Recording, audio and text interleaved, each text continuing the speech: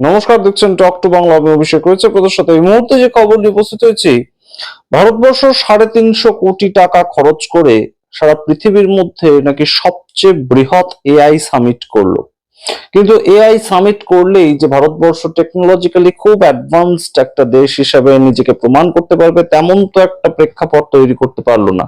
বরঞ্চ উল্টে ভারতবর্ষের যাচ্ছে তাই অপমান হলো এবং কোথাও গিয়ে মিথ্যে বলল ভারতবর্ষ সারা পৃথিবীর সামনে।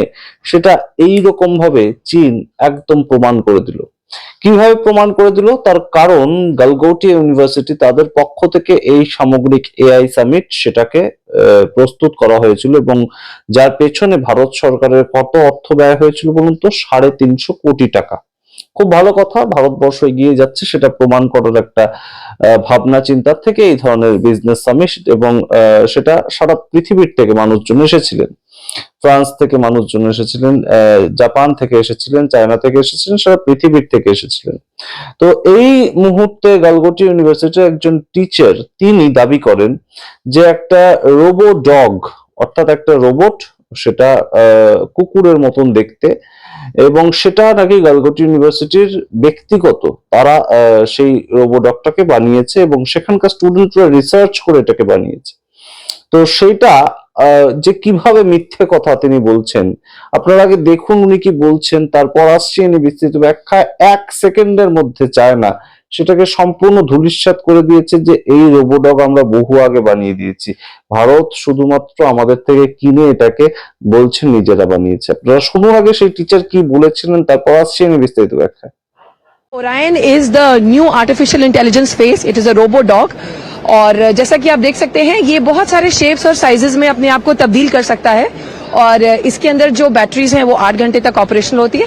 छोटे मोटे टास्क करता है, ये सर्विलेंस करता है, मॉनिटरिंग करता है, अनएक्सेसिबल जगहों पर जाकर के उनकी पिक्चर्स कैप्चर कर सकता है और हमारी पूरी कैंपस में ये घूमता रहता है।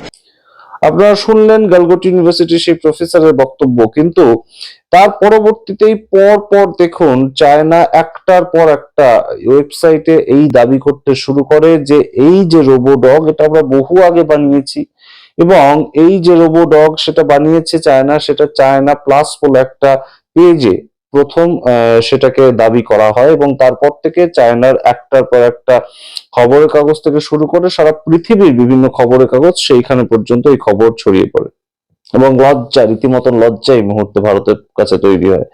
এবং আপনাদেরকে জানাই এই মুহূর্তে সম্পূর্ণ যে এআই সামিটটা হলো সেটা একটা জায়গাতে সম্পূর্ণ গিয়ে কিন্তু ধূলিসাৎ হয়ে গেল। এবং চায়না যে টেকনোলজিক্যালি অ্যাডভান্স তাতে তো কারোর কোনো অসুবিধা ছিল না, ভারত যে তাদের থেকে পিছিয়ে আছে তাতেও তো কোনো অসুবিধা ছিল না, কিন্তু কেন ভারতবর্ষকে এই চায়নার থেকে একটা জিনিস কিনে এনে নিজেদের নামে চালাতে হলো? তার কারণটা কি বলুন তো? ভারতবর্ষ আদপেই এআই কিংবা টেকনোলজিক্যালি অনেকটা পিছিয়ে আছে, এবং সারা দেশে সারা পৃথিবীতে এই মুহূর্তে যে ধরনের এআই নিয়ে চর্চা চলছে, ভারতবর্ষে সেই চর্চাটা সবে শুরু হয়েছে বলা যেতে পারে। কারণটা হচ্ছে গত 10 থেকে 12 বছর ধরে আমেরিকা এবং চায়না তাদের টোটাল বাজেট, যেটা সেই টোটাল বাজেটের একটা বড় অংশ ফান্ডিং করেছে এআই নিয়ে চর্চা করার জন্য, এবং সেখানে ভারতবর্ষ গত 10 থেকে 12 বছর ধরে শুধু মন্দির মসজিদ এই সমস্ত নিয়ে রাজনীতি করে গেছে। আমরা এই কথা বলছি যখন অবশ্যই আমাদের মধ্যে খারাপ লাগা রয়েছে, এবং এই ধরনের ঘটনা যখন সামনে আসে ভারতীয় হিসাবে অবশ্যই লজ্জা, অবশ্যই একটা খারাপ লাগা তৈরি হয় যে ভারতবর্ষে এখনো পর্যন্ত শুধুমাত্র কে ভালো ভোট পরিচালনা করতে পারে তাকে দিয়ে দেওয়া হয় শিক্ষা দপ্তর, অর্থাৎ ধর্মেন্দ্র প্রধানের কথা আমরা বলছি, কেন্দ্রীয় শিক্ষামন্ত্রী। তিনি খুব ভালো ভোট পরিচালনা করতে পারেন, এইটা তার একটা খুব বড় গুণ, এবং সেই হিসাবে তাকে দিয়ে দেওয়া হয়েছে শিক্ষা দপ্তর। এবং এই মোদী সরকারের প্রথম শিক্ষামন্ত্রী, তার যে শিক্ষাগত যোগ্যতা আপনাদের মনে থাকবে নিশ্চয়ই, তিনি 12 পাস ছিলেন, স্মৃতি ইরানি। তো সেই দেশের কাছ থেকে এআই সামিটে এর থেকে বেশি আপনারা আর কিছু আশা করতে পারেন? এবং বিভিন্ন জায়গায় আমরা দেখতে পাই এই মুহূর্তে যখন বাজেট ঘোষণা হয় তখন সেই দেশগুলো এআই কিংবা এআই রিসার্চের জন্য, ইঞ্জিনিয়ারিং রিসার্চের জন্য কত টাকা বরাদ্দ করছে শুধুমাত্র এআই এই সেক্টরটাতে।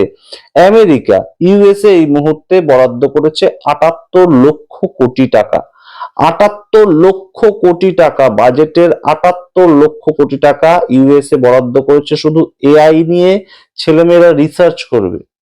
ঠিক, তার পরবর্তীতে আপনাদেরকে জানাই, চায়না এমনিতেই আপনারা জানেন টেকনোলজিক্যালি বহু অ্যাডভান্সড, বহু আগের থেকেই তারা এই দিকটা অবশ্যই নজর করেছে। তবুও তাদের যখন বাজেট পেশ হয় সেখান থেকে একটা তথ্য বেরিয়ে আসছে যে চায়না এখনো পর্যন্ত তাদের বাজেটের 38 লক্ষ কোটি টাকা খরচা করে এআই নিয়ে চর্চা করার জন্য, রিসার্চ করার জন্য। আর সেখানে ভারতও করে। ভারত কত কত টাকা করে শুনবেন? 1 লক্ষ কোটি টাকা। 1 লক্ষ কোটি টাকা ভারতবর্ষ তাদের এআই নিয়ে রিসার্চ করার জন্য খরচা করে। তো ফলাফল যা হওয়ার তাই হয়েছে। গালগোটি ইউনিভার্সিটির প্রফেসর, তাকে সম্পূর্ণ একদম মিথ্যে ভাষণ করতে হয়েছে যে চায়নার থেকে যে মেশিনটা সহজে ইম্পোর্ট করা যায়, আপনি নিজের বাড়িতেও করতে পারেন। আপনি নিজের বাড়িতেও সেই রোবো ডগ সেটাকে কিনে ফেলতে পারেন। 2.5-3 লক্ষ টাকা ভারতীয় মুদ্রায় দিতে হবে এবং সহজেই আপনি ঘরে বসে সেটা পেয়ে যাবেন চায়নার এই ওয়েবসাইটে গিয়ে অর্ডার করলে। তো সেটাকে নিজেদের বানানো এবং সেই কৃতিত্বটা বলতে হয়। কারণ একটাই, কারণ হচ্ছে ভারতবর্ষ উদ্যোগের অভাব না তো, ভারতবর্ষ উদ্যোগপতির অভাব না তো। তার কারণটা হচ্ছে আদানি এবং আম্বানি, এই দুজন ব্যবসায়ী, এই দুটো গ্রুপ গত 10 বছরে তাদের যদি ব্যবসার গ্রাফটা দেখেন, তারা সারা জীবন ধরে ব্যবসা করত এবং 2014 সালের পরেও তারা ব্যবসা করেছে। একদম লাফিয়ে বললেও ভুল বলা হয়, একদম এখান থেকে এইখান পর্যন্ত তাদের যে ব্যবসার গ্রাফ সেটা চলে গিয়েছে। তারা কিসের পেছনে ইনভেস্ট করেছে? তারা শুধুমাত্র একটার পর একটা এয়ারপোর্ট তাদের নামে করিয়ে নিয়েছে সরকারকে দিয়ে, কিংবা সরকার করে দিয়েছে কোনো না কোনো কারণে।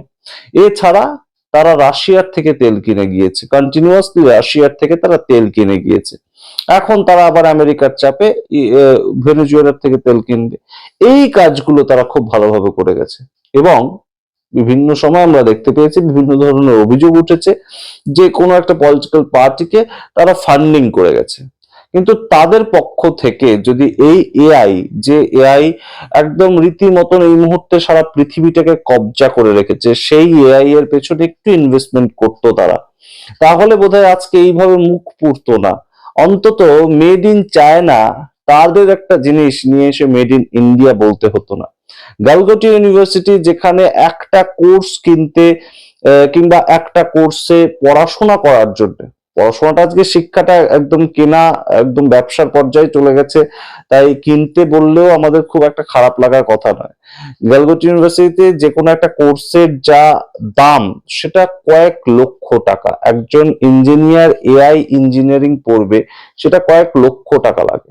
আচ্ছা আপনারা বলুন তো, কতগুলো আপনাদের যে প্রাইভেট কলেজ আপনারা দেখেন 12 এর পরে, যেখানে বিভিন্ন জায়গায় মানুষজন পড়তে যান প্রাইভেট ইঞ্জিনিয়ারিং কলেজে, সেখানে কতগুলো কলেজে আজকের দিনেও দাঁড়িয়ে এআই ইঞ্জিনিয়ারিংটা পড়ানো শুরু হয়েছে?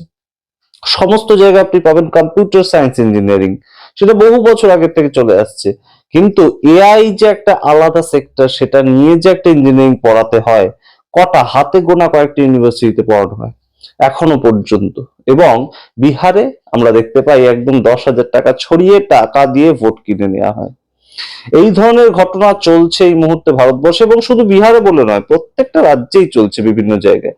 এবং শুধুমাত্র ভোটের রাজনীতি, শুধুমাত্র মন্দির মসজিদের রাজনীতি, শুধুমাত্র মানুষের মধ্যে একটা বিভেদ তৈরি করে যদি ভোটে জেতাটা, সেটাই একটা কেন্দ্রীয় সরকার এবং কেন্দ্রীয় সরকারে থাকা পলিটিক্যাল পার্টির একটা উদ্দেশ্য হয়, তারা যদি ভুলেই যায় যে তাদের কাছে এই ধরনের রিসোর্স আছে, আইআইটি, আইআইএম এগুলো তৈরি হয়ে আছে অলরেডি, এগুলোকে শুধু বাজেট দিতে হবে কাজ করার জন্য, তাদেরকে ফান্ডিংটা করতে হবে, এটা যদি তারা ভুলে যায়, তাহলে অবশ্যই এই মুহূর্তে বিশ্বগুরুর যতই ছবি প্রতিষ্ঠা করা হোক না কেন, সেই ছবি সম্পূর্ণ যে এইভাবে মুছে যাবে, এক মুহূর্তে মুছে যাবে, সেটা কিন্তু আর বলার অপেক্ষা রাখে না।